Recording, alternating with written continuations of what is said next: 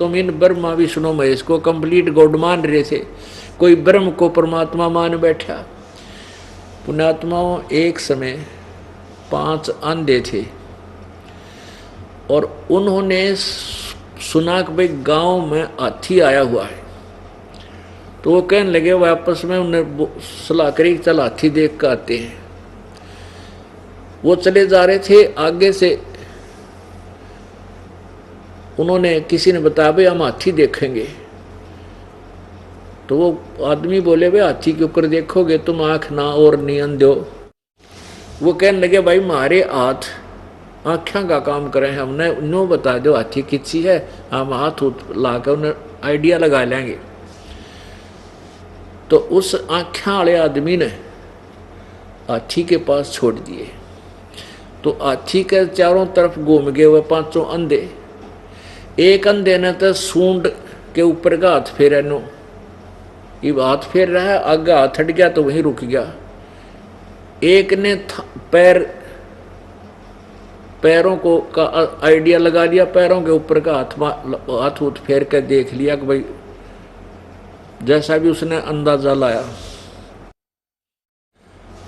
और तीसरे ने कान देख लिए, काना के ऊपर हाथ फेर दिया।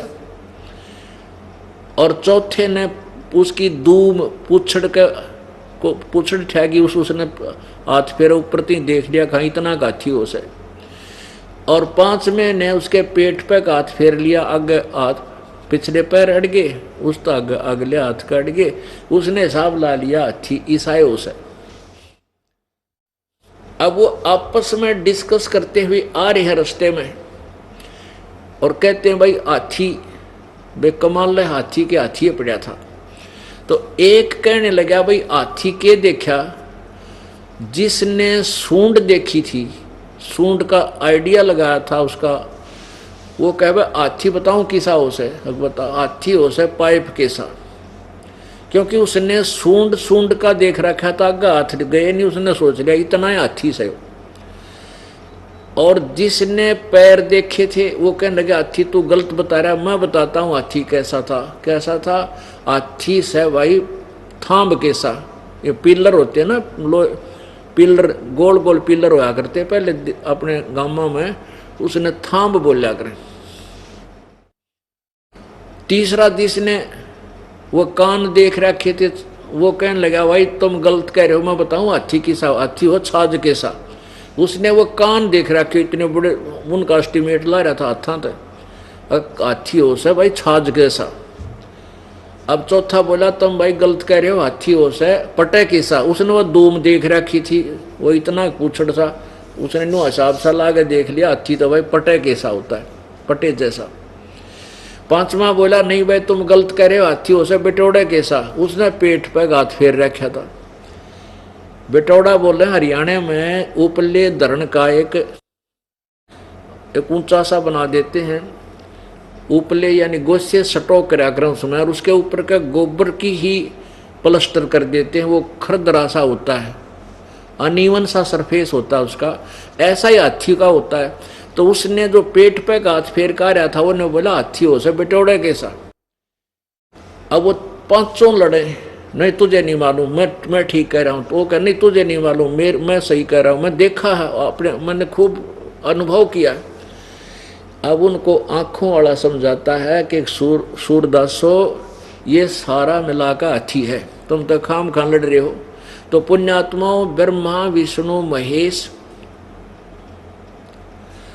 और ब्रह्म और परब्रह्म और पूर्ण ब्रह्म, ये उस परमेश्वर के अंग हैं, ये अलग नहीं है। ये अनुभवहीन ज्ञानहीन लोग लड़ाई करते थे उन अंधों की तरह। कोई कहे ब्रह्मा विष्णु महेश फाइनल गॉड है, कोई कहना ब्रह्म तो ऊपर कुछ है को ना, बस परब्रह्म है, पूर्ण है। वो तो पूर्ण परमात्मा परमेश्वर कबीर जी ने हमें डिफाइन किया और सबकी सचिथि बता कर हमें तत्व ज्ञान दिया। अब हमें पता चला कि पूर्ण परमात्मा कैसा है, और उसकी वो पूर्ण परमात्मा ही से इन सबको आहार मिल रहा है। ब्रह्मा विष्णु महेश, ब्रह्म परब्रह्म और हम प्राणी रूप में। तो परमात्मा ने हमें क्या बताया?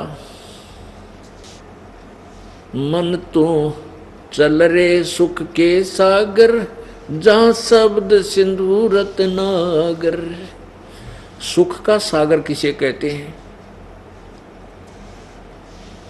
जहां दुख नाम की वस्तु ना हो, ना कोई बुखार आवे, ना कोई ताप चढ़े यानी कोई जवर नहीं आवे, ना किते कैंसर होवे, ना बीपी हाई हो ना लो होवे, ना कोई बालक मरे ना आप मरे, किसी प्रकार का कोई कष्ट नहीं, वो स्थान है सत्यलोक।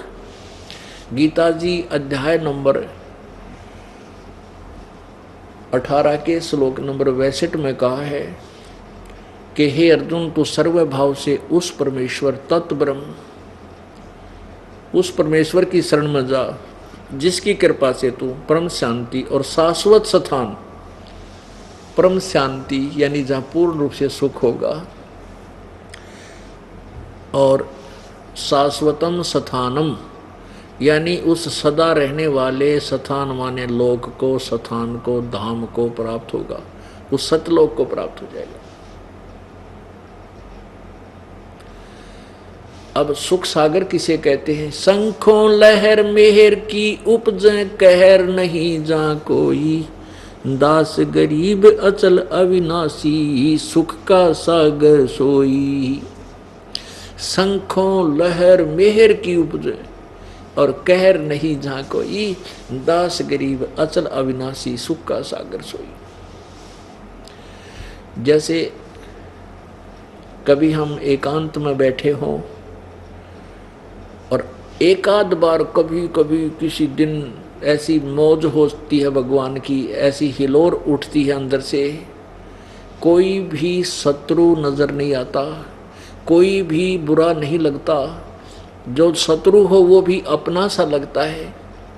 वो एक मेहर की लहर आई थी, वो एक हिलोर उठी थी मेहर की, और उसके जाने के बाद उसी तरह ज्यों का त्यों कैर फिर टूट जाता है। उसको ऐसे कर दूंगा, उसको ऐसे कर दूंगा, वो ऐसे कैसे बोल गया है, वहाँ ऐसा नहीं हुआ, वो नाश हो गया, वह बात बिगड़ गई, फलाना काम हो गया। ये कैर की लहर हमारे ऊपर हमेशा बरसती रहती है, उठती रहती है। वो एक थी मेहर की लहर, वो कुछ क्षणों की होती है। तो वहाँ कहते हैं सतलोक में शंखों लहर मेहर की उपज और कहर नहीं जा कोई, कोई कष्ट नहीं, किसी प्रकार की टेंशन नहीं। दास गरीब अचल अविनाशी सुख का सागर सोई। वो सतलोक वो अचल है, अविनाशी है, कभी नष्ट होने वाला नहीं है, वो शाश्वत स्थान है। उसके लिए कह रहे हैं मन तू चल रे सुख के सागर, जहां शब्द सिंधु रत्नागर। भाई कोट जन्म तन भर मत होगे, कुछ ना हाथ लग्या रे, कुकर सुकर खरबया बोरे, कौआ हंस बुगारे। कोटि जन्म तू राजा की, न मिटी न मन की आशा, भिक्षुक हो के दर दर घूम लिया, ये मिला न निर्गुण रासा।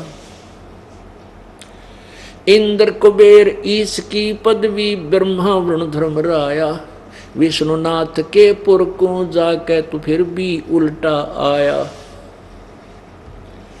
असंग जन्म तन मरत्या होगे, जीवित क्यों न मरे रे, द्वादश मध्य महल मठ बोरे, बहुर न देह धरे रे। दोजिक भस्त सभी तन देखे, राजपाट के रसिया, तीन लोक से तरपत नाही, ये मन भोगी खसिया।